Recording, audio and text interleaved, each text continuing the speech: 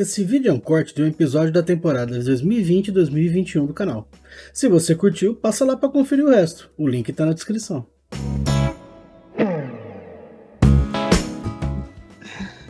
Então ele coloca aqui o geral do negócio. Uma célula normal vai sofrer um estresse, uns estímulos nocivos. Ela pode sofrer uma adaptação ou ser lesada diretamente. Mas ela pode tentar uma adaptação, ter uma incapacidade de se adaptar e sofrer uma lesão. E aí é que tá. Essa lesão é leve, transitória, consegue ser reversível, a célula volta ao normal. Agora, se é intensa, progressiva ou muito aguda, no caso de uma isquemia grande, é uma lesão irreversível, que vai evoluir a morte. A gente sabe evoluir a morte, né? Uma lesão irreversível numa célula é morte. E aí, os dois tipos de morte celular, necrose ou apoptose. Então, esse é o fluxo da ideia do que aconteceu nessa isquemia que o problema traz, né? Cadê? E aí uma tabela, que longe de mim querer ficar lendo tabela para vocês, mas por favor, pausem o vídeo, dê uma olhada, que é uma tabela que mostra a natureza de alguns estímulos nocivos e qual que é a resposta celular para isso, ou então qual os ruins que dá, né? Quais são as lesões, o que pode acontecer. Até para ele entender esse conceito da adaptação também, né? Que a gente trabalha com adaptação o tempo inteiro, quando faz atividade física, né? Então, e uma linha do tempo, né? Você tem uma lesão celular reversível, a função da célula vai caindo, vai caindo, vai caindo, vai caindo. Se o estímulo continuar lá, o estímulo estressante, se no caso de uma isquemia, por exemplo, se não for resolvido, o oxigênio continuar faltando por muito tempo, a lesão, a função celular cai, até que você ultrapassa uma barreira em que a lesão reversível vira irreversível. E aí você começa um processo de morte celular, de lesões irreversíveis, que vai combinar a morte celular. Então, alterações bioquímicas e a morte, depois alterações ultraestruturais, e aí elas vão ficando tão grandes que você consegue ver no microscópio óptico, e até que você consegue ver sem microscópio o que aconteceu no tecido. E aí é o fim da linha mesmo, para aquele tecido, para aquela região daquele tecido, né? Então, é muito uma questão de tempo, de por quanto tempo o estímulo estressante perdura, né? De uma queda da função celular até todas as alterações que culminam numa necrose enorme num tecido. Beleza, Felipe? Beleza. Ué, que às vezes eu falo rápido demais, a fome vai falando. Não. Há um cheiro de comida aqui, velho. Já medi lá, vai bombada. Aqui também. Não, mas é isso. Acho que é aquela primeira figura mesmo, ela já é bem tranquila. E aí tem... e assim, o aluno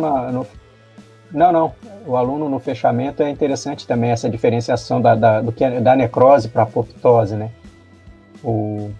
As estruturas das células mostrando que um é um processo fisiológico, né? A gente tem célula morrendo o tempo inteiro no nosso corpo, né? Então, essa diferenciação da necrose e apoptose que é feita por eles, ela é importante. Tá aí, essa figura aí, pronto. Essa figurinha aí, ela mostra bem, né? Não é que a apoptose, daí eu vou puxar para o meu lado. Tá vendo que tem um fagócito aqui, fagocitando a célula que entrou em apoptose, uma das vesículas, né? Dos corpos apoptóticos. A apoptose é um processo fisiológico limpo, né? Você não expõe o que está dentro da célula. A célula se fragmenta, é fagocitada e acabou. A necrose, você tem lesão da célula, você tem lesão de membrana, você derrama para fora conteúdo intracelular. E aí atrai neutrófilo, tem uma resposta inflamatória, né? As células da imunidade inata veem isso como um sinal de perigo. Então você tem ativação de processo inflamatório e resposta imunológica com necrose. Então um é patológico e o outro é fisiológico. Essa é a vibe, né? E aqui eu fico imaginando assim. Pode falar. Não, fala. Não, eu olho essa figura aí, essa aí, É interessante como é que o nosso organismo ele consegue enxergar de forma diferente, dois processos que são de morte celular, né? No caso da apoptose e da necrose, como que ele vai monitorar, ele leva mais célula, ele vai lá, ele tem uma resposta inflamatória até acentuada, né? Quando você tem uma necrose, né? E na apoptose já é uma coisa, como você falou, bem limpo, não tem conteúdo celular tal, mas a célula ela é fagocitada, né? Então essa forma que o nosso organismo monitora e esses dois processos aí é muito interessante. E aqui só uma figurinha do Robbins com o que pode, quais são os ruins que dá, né? Quais são os estímulos estressantes, né? Principais estímulos de lesão celular seria, e seus efeitos bioquímicos. Então aqui o que a gente está tratando, né? Falta de ATP. Então isquemia é falta de oxigênio. Então o trombo interrompeu o fluxo sanguíneo. Não passa mais sangue? Não passa mais oxigênio. Falta oxigênio, a célula começa a degenerar. Por falta de quê? De ATP, de energia. Oxigênio é para produção de energia. Então isso provoca quase todo o resto. Então, uma falta de ATP provoca efeitos múltiplos em cascata, que seria lesão mitocondrial, que é ela que produz ATP, extravasamento de proteínas pró-apoptóticas, entra aí as bombas que regulam os íons para dentro e para fora da célula param de funcionar, começa a entrar coisa, entre elas o cálcio, e sódio também acontece muito. Então, você aumenta a permeabilidade mitocondrial, ativação de muitas enzimas celulares, entra na célula coisa que não deve entrar. Então, tipo, cálcio e sódio entrando na célula, traz água, então essa célula incha, fica tumefação celular, você tem lesão de membrana. Então, são vários eventos que podem ocorrer, e aqui também, por último, uma das coisas que podem causar tudo isso, que que já foi tema da palestra agora, dessa semana, mas é o último problema da subunidade, pelo menos para as turmas minhas do Felipe, que é proteínas mal dobradas, mutação gerando câncer. Então vai chegar lá ainda também. Sim.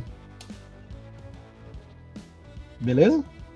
Mas aqui não é nada muito importante, é só para exemplificar mesmo os ruins que pode dar, né? Que pode provocar isso. Mas é interessante um mapa legal, entender essa questão com o problema. Já que o problema é de isquemia, por que a isquemia é tão problemática, né? Então ela começa aí. Né? Esse mapa do Robbins é que ele pega tudo, né? Então, eu falo? Pode falar. Então aqui está aqui o trombo. Nosso trombo induzido por um fator 5 Leiden. Parou de passar sangue, parou de passar oxigênio. Parou de passar oxigênio, diminui a fosforilação oxidativa, que é o processo da mitocôndria de produzir ATP. Não tem ATP? Não tem energia. Não tem bomba que regula a quantidade de íon na célula. Então vai entrar íon que não era para entrar, vai sair íon que não era para sair. Você desregula a quantidade de sais e íons dentro da célula. Então vai entrar muita água na célula. Você vai ter tumefação do retículo endoplasmático, tumefação celular, perda de microvelocidades e bolhas. A célula vai inchar. Na verdade é isso que vai acontecer. Por falta de energia, a célula vai inchar. E aí não tem oxigênio para produzir ATP de forma aeróbica, você vai fazer de forma anaeróbica. Só que de forma anaeróbica você produz ácido lático, que vai acidificar a célula e vai dar ruim no DNA. Você vai ter uma agregação da cromatina nuclear. Vai ter um destacamento de ribossomos, eles vão parar de funcionar, vai diminuir a produção de proteínas, vai ter deposição de lipídio. Então, essa falta de oxigênio é o que vai fazer um monte de coisa parar de funcionar dentro da célula, que ela vai inchar, que vai cair a função celular dela, e se isso não for resolvido dentro de um tempo hábil, a célula vai morrer. Fui confuso, Felipe? Não, claríssimo. Essa figura é bem boa, da sequência dos eventos. Oi? Não tá bom? Tô bom, hoje eu tô muito ferrujado. É que a gente tá voltando, né? O negócio das férias dá uma enferrujada em todo mundo. Mas essa sequência é interessante. É porque eu acho que a única coisa que talvez, eu não sei se fica muito claro, é a questão do conceito das bombas ainda, o funcionamento delas, que os alunos vão começar. Já devem ter, já viram lá no laboratório, né? Mas essas bombas aí são as proteínas que transportam os íons. Né? Mas a gente vai voltar, acho que em neuro a gente fala um pouco mais delas. É, porque esses íons são necessários para passar o impulso nervoso, né? Esse equilíbrio é necessário para passar impulso nervoso.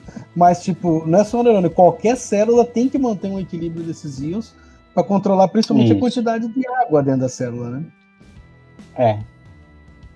E manter a atividade, né? Essas células têm um monte de bomba aí que mantém isso aí. Mas essa figura é muito clara, muito boa. Então, tipo, só fazendo uma diferenciação, o livro traz morte celular como necrose e apoptose. E aí a gente tem figura e uma tabela aqui para vocês verem a diferença. Mas a apoptose, ela tá meio jogada aqui, né? Porque esse processo patológico que a gente está vendo com isquemia gera necrose, não gera apoptose. A gente vai encontrar. E esse tipo de processo é essa sequência. E como está se falando de morte celular, aí a gente aproveita e inclui a apoptose, o próprio livro faz isso, para vocês estudarem como é que é uma apoptose, como é que é uma morte celular de maneira fisiológica, programada, planejada fisiologicamente. Mas todo esse ruim patológico de isquemia que a gente está trabalhando, essa sequência, por exemplo, aqui, ela culmina em necrose. Então, o que vai dar ruim aqui é necrose, e no caso do problema, uma AVE, uma necrose no tecido nervoso, o encéfalo do cara, da pessoa, então. Beleza?